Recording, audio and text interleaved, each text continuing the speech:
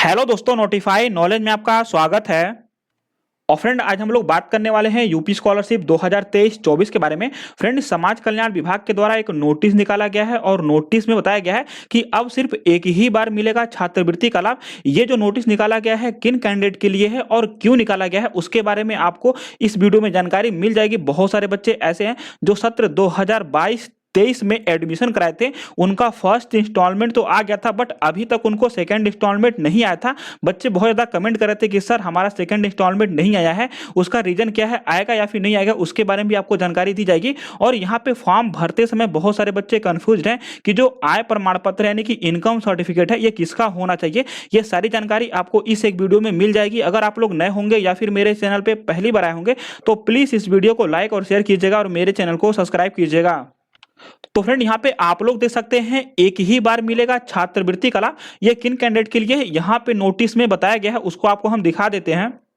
तो फ्रेंड, यहाँ पे आप लोग देख सकते हैं कि समाज कल्याण विभाग की ओर से एक पाठ्यक्रम की दोबारा पढ़ाई करने पर छात्रवृत्ति का लाभ नहीं मिलेगा। तो आप लोग इससे मत लीजिएगा कि हम अगर बीए में एडमिशन कराए हैं, हमारा बीए कंप्लीट हो गया तो हम दोबारा बीए में एडमिशन करा रहे हैं, इस वजह से हमारा स्कॉलरशिप का लाभ नहीं मिलेगा। ये दूसरा कंडीशन है जिसको आपको हम बताने वाले हैं। पहले आप ये नोटिस है देख लीजिए। यहाँ पे देखिए, ऑनलाइन आवेदन करने पर उनके फॉर्म निरस्त कर दिए जाएंगे। ऐसे में हजारों विद्यार्थी को इसका लाभ इस बार से नहीं मिल पाएगा। हाई स्कूल, इंटर, स्नातक और परास्नातक पाठ्यक्रम की पढ़ाई करने वाले विद्यार्थियों के लिए समाज कल्याण विभाग ने छात्रवृत्ति की साइट खोल दी है। साइट खुलने के बाद विद्यार्थियों ने ऑनलाइन आवेदन करने शुरू कर दिए हैं। जानकारी के अभाव में ऐसे तमाम विद्यार्थी भी ऑनलाइन आवेदन कर रहे हैं जिन्होंने एक बार यूजी और पीजी करने के बाद दोबारा फिर से उसी पाठ्यक्रम की पढ़ाई कर रहे हैं, उनके फॉर्म निरस्त कर दिए जाएंगे। समाज कल्याण विभाग में आ रहे ऐसे आवेदकों की जांच शुरू कर दी गई है, उनको निरस्त करने का काम चल रहा है। समाज कल्याण अधिकारी राजू कुमार ने बताया कि एक ही पाठ्यक्रम की 2 बार पढ़ाई करने पर छात्रवृत्ति का लाभ नहीं दिया जाएगा। तो यहाँ पे आप लोग नोटिस देखे हैं, अब यहाँ पे आपको जो है स्टेटस के माध्यम से आपको दिखाने और समझाने की कोशिश करते हैं। तो फ्रेंड, यहाँ पे आप लोग ऊपर देख सकते हैं कि सत्र 2023 इसी साल का जो है ये आवेदन पत्र है। यहाँ पे आप लोग देख सकते हैं कि शिक्षण संस्था में जमा करने हेतु, अब यहाँ पे जब यहाँ पे हार्ड कॉपी निकाला गया तो निकालने के बाद पूरा का पूरा ब्लैंक आ रहा था। और यहाँ पे आप लोग देखेंगे कि you have already done this same level course in season सत्र 2022-23। इनका कहने का मतलब यही है कि आपने सत्र 2022-23 में ही सेम लेवल का कोर्स कंप्लीट कर लिया है। अब जिन भी कैंडिडेट ने अपना से ऐसा वाला, मतलब यहाँ पे you have already done this same level course in season 2022-23 या फिर यहाँ पे कुछ और 2018-19, मतलब यहाँ पे सीजन आप हटा दे, यहाँ पे सत्र हटा दे, अगर यहाँ पे ऐसे आपका रीजन शो हो रहा है तो अब आपकी स्कॉलरशिप नहीं आने वाली है। आप अगर फर्स्ट ईयर में होंगे, सेकेंड ईयर में, थर्ड ईयर में होंगे, उस कोर्स में आप कभी भी फॉर्म भरेंगे या तो अप्लाई नहीं होगा या तो आपकी स्कॉलरशिप नहीं आएगी। अब ऐसा क्यों हो रहा है उसके बारे में आपको हम बताने की कोशिश कर रहे हैं। जैसे फ्रेंड, आप लोगों ने अगर एग्जाम्पल के तौर पे 12th यानी कि 12 कंप्लीट कर लिया है, 12 के बाद आप लोग यूजी में एडमिशन कराएंगे। यूजी मतलब होता है स्नातक, और यहाँ पे देखिए कोर्स यहाँ पे आते हैं 3 कोर्स या 4 कोर्स, मतलब उससे ज्यादा आते हैं, बट आपको यहाँ पे हम कोर्स के माध्यम समझाते हैं। जैसे यूजी में कौन कौन सा कोर्स मान लीजिए आ रहा है, बीए आ रहा है, ओके, और यहाँ पे जो है बीएससी आ रहा है, और यहाँ पे हम एक लेके चलते हैं, बीकॉम लेके चलते हैं, ओके। तो आप लोगों ने मान के चलिए कि आप लोग कभी अपना, मतलब सत्र 2018, 19, 20, 21 कभी भी आप लोगों ने अपना बीए, मतलब इंटर के बाद आप लोगों ने बीए में एडमिशन कराया और वहां पे आप लोगों ने अपना स्कॉलरशिप का फॉर्म भी भरा, आप लोग को स्कॉलरशिप भी मिला और आपका बीए कंप्लीट हो चुका, ओके। अब बीए कंप्लीट होने के बाद आप लोग के दिमाग में आया कि बीए हमारे लिए मतलब जरूरी नहीं है कि इससे, मतलब बीए से हमारा कुछ होने वाला नहीं है, हमको तो अब बीएससी करना है, ओके। तो आप लोगों ने क्या किया, अब यहाँ पे जाके बीए करने के बाद बीएससी में एडमिशन करा लिया। अब बीएससी में एडमिशन कराया, उसके बाद आप लोगों ने सोचा कि स्कॉलरशिप का फॉर्म भर के हम स्कॉलरशिप ले लेंगे ताकि हमारा कुछ हेल्प हो जाएगा। तो आप लोगों ने बीएससी में एडमिशन करा लिया, तो जब बीएससी में एडमिशन कराया उसके बाद स्कॉलरशिप का फॉर्म भरे, बहुत सारे बच्चों का तो मतलब फॉर्म ही नहीं भराएगा, जिनका भरा गया उनका ये वाला रीजन शो कर रहा है। अब जिनका ये वाला रीजन नहीं शो कर रहा है, सेम लेवल में अपना एडमिशन कराए हुए हैं, उनका आने वाले समय में फॉर्म रिजेक्ट हो जाएगा, वो 100% रिजेक्ट होने वाला है। ओके, तो अगर आप लोगों ने बीएससी में एडमिशन कराया है तो आपका 3 साल का ड्यूरेशन होता है, यानी 3 साल का कोर्स होता है। आप तीनों साल में से किसी भी साल अपना यहाँ पे स्कॉलरशिप का फॉर्म भरेंगे तो तीनों साल आपका स्कॉलरशिप का फॉर्म नहीं आने वाला है।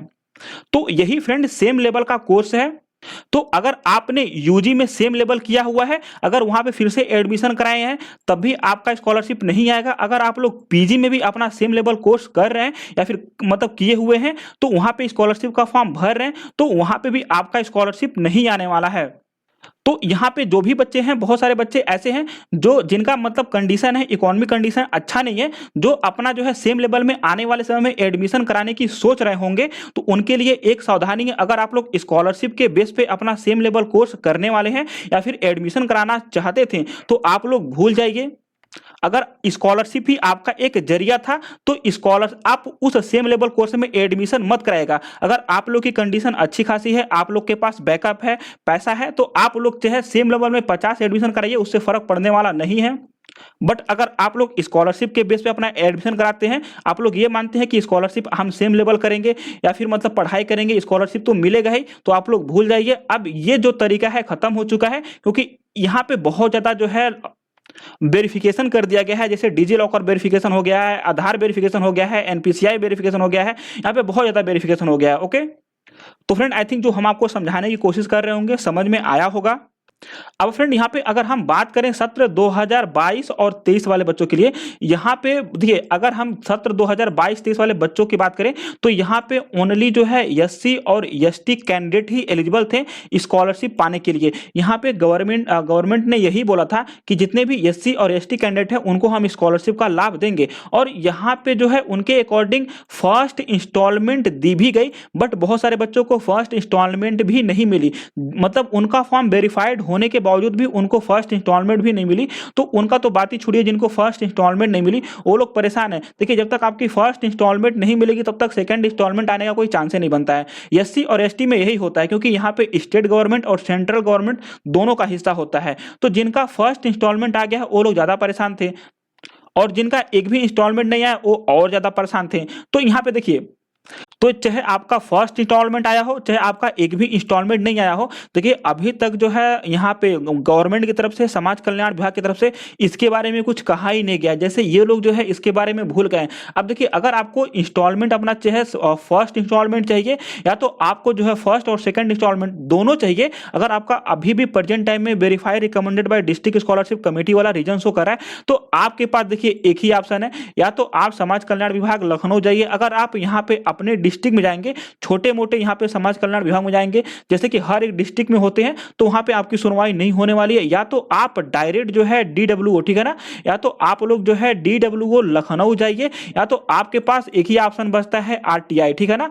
अब ये आरटीआई आप लोग अगर दायर कर सकते हैं तो करिए, या तो आप लोग जो साइबर कैफे है वहां पे जाइए। देखिए जन सुनवाई पोर्टल है, हेल्पलाइन मतलब जो मुख्यमंत्री हेल्पलाइन नंबर है, यहाँ पे कोई सुनवाई नहीं होने वाली, ना तो कोई सुनेगा। ओनली एक ही जरिया है आरटीआई। आरटीआई में 1 महीने के अंदर आपको यहाँ पे कंफर्म हो जाएगा कि आपकी जो है स्कॉलरशिप आएगी, यहाँ पे नहीं आएगी। वहां पे आपसे जो है बेसिक डाटा लिया जाएगा, जैसे कि आपका नाम, फादर नेम, मोबाइल नंबर, आपका जो यहाँ पे रजिस्ट्रेशन नंबर है, आपका जो सत्र एडमिशन है, कुछ बेसिक डिटेल यहाँ पे मांगा जाएगा। आप लोग वहां पे फिल करके अपना आरटीआई जो है दायर कर सकते हैं। 1 महीने के अंदर अंदर आपको जो है रिस्पॉन्स मिल जाएगा और उसके बारे में बता दिया जाएगा। क्योंकि जो आरटीआई दायर करने के बाद जो आपको यहाँ पे रीजन मिलता है, जो वहां से आपको उत्तर मिलता है, ये डायरेक्ट गवर्नमेंट की तरफ से, या तो जो मेन इंपॉर्टेंट मतलब जो यहाँ पे मेन डीडब्ल्यू यानी कि जो मेन समाज कल्याण विभाग है उसके द्वारा यहाँ पे जो है रिप्लाई किया जाता है।